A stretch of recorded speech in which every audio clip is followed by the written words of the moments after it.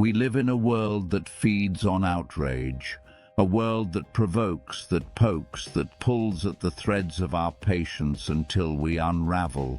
And yet, there were men who stood still in the storm, men who lost kingdoms, sons, and reputations, and yet walked forward untouched by chaos. Not because they felt nothing, but because they had mastered something most of us never do: their minds.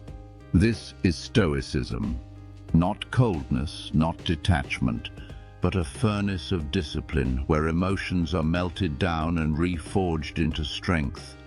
These are 15 Stoic principles to never lose your calm, not to people, not to failure, not even to fate. Let us begin where true transformation always does, with the self. 1. Control what you can. Accept what you can't. Epictetus, born a slave, walked the earth freer than most emperors.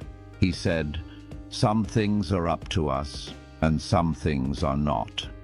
If it lies within your will, act. If it lies beyond, release." We suffer not because the world is cruel, but because we try to control what was never ours to hold. 2. You are not your emotions. Seneca warned us, "Most powerful is he who has himself in his own power." Anger is not you. Envy is not you. Panic, grief, desire, these are visitors, not rulers. We must stand apart from them, observe them, and speak. You do not command me. You are not your feelings. You are the master of how you respond to them. 3. Amor fati. Love your fate. Marcus Aurelius, the philosopher king, faced plague, betrayal, war, and yet he whispered, "A blazing fire makes flame and brightness out of everything thrown into it." We are not here to tolerate fate, we are here to love it, even the ugly parts, especially those. Why? Because they shape us, they sharpen us, they show us who we really are beneath comfort and ease. 4. No one can harm your mind without your permission. They can insult you, betray you, strike you down, but they cannot touch your inner citadel unless you open the gates. This was the strength of the Stoics, invulnerability not of flesh, but of spirit. As Epictetus said, "It's not things that upset us, but our judgment about them." You suffer because you agreed to.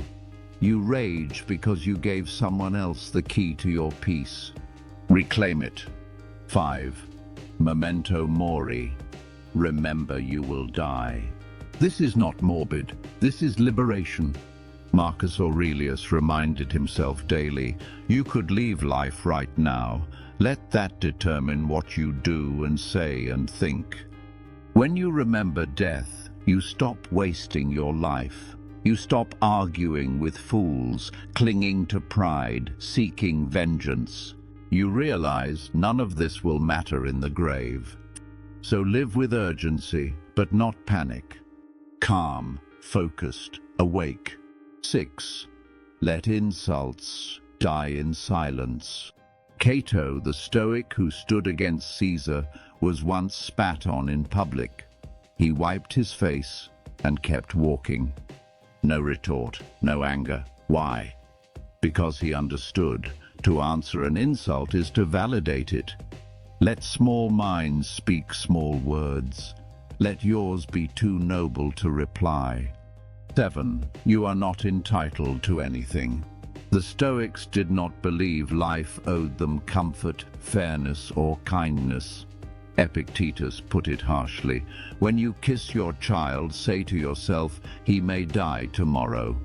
Not to numb the heart, but to awaken it, to love without attachment, to live without expectation. Everything can be taken, so be grateful and hold nothing too tightly. 8. Every difficulty is training. What if every insult was a test of your equanimity? Every delay a sharpening of your patience? Every loss a forge for your soul? Seneca wrote, "Difficulties strengthen the mind as labor does the body." You don't get calm by avoiding storms. You get calm by walking through them, unchanged. 9. Judge nothing and no one too quickly. Marcus Aurelius warned, "You always own the option of having no opinion." Pause, reflect, hold judgment. The wise do not react. They observe, they analyze, they choose. Let others rush to anger. We will be still, not out of weakness, but out of supreme strength. 10. Choose voluntary discomfort. The Stoics practiced hardship, fasting, cold, sleeplessness. Why? Because when you train in suffering, suffering loses its power over you. Seneca said, "Set aside a certain number of days, during which you shall be content with the scantiest and cheapest fare, with coarse and rough dress." Not to glorify pain, but to remember you can endure it, and to discover perhaps you don't need half the things that enslave you. 11. Silence is a weapon. Epictetus said, "We have 2 ears and 1 mouth so that we can listen twice as much as we speak." When emotions rise, do not meet fire with fire. Speak less. Say little. Let silence protect your dignity and expose the noise of others. 12. You are living according to nature or against it. To the Stoics, nature meant reason, order, virtue. Anger, resentment, these are distortions of nature, diseases of the mind. Live in harmony with reason, not against it. Be just, be fair, be composed, even when the world is anything but. 13. Detach from praise and blame alike. Seneca wrote, "The man who is not puffed up by praise or cast down by censure has a great mind." What people think of you is not your concern. Neither their applause nor their contempt should sway your path. Let others love you or hate you. You stay rooted, you stay you. 14. Focus on the present moment. Marcus Aurelius reminded himself, "Confine yourself to the present." You are not angry at what's happening now. You're angry at what it reminds you of. You're not anxious about now. You're anxious about what might happen. The present moment is rarely unbearable. What torments us is memory and imagination. Come back, breathe, now is all that exists. 15. Live as though you've chosen everything. You did not choose your birth, your pain, your betrayals, but you can choose how to meet them. This is the ultimate Stoic act, to live as if every event was sent by the universe for your growth. Not passive acceptance, but active cooperation. This is amor fati, the love of fate. Not resignation, but defiance with a quiet smile. What does it mean to be truly calm?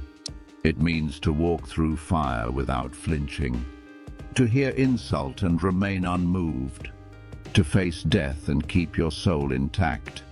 The Stoics were not immune to pain. They were forged by it. They did not rise above emotion by suppressing it, but by mastering it. And so must we. We do not need more outrage. We need more men and women of stillness. We need more Catos, more Marcus Aureliuses, more of you, but refined. This is not just philosophy. This is war. A war against the chaos within. The battlefield is your mind, the enemy, your impulse, your anger, your fear. And your weapons is calm. Train it, sharpen it, guard it, and never ever lose it.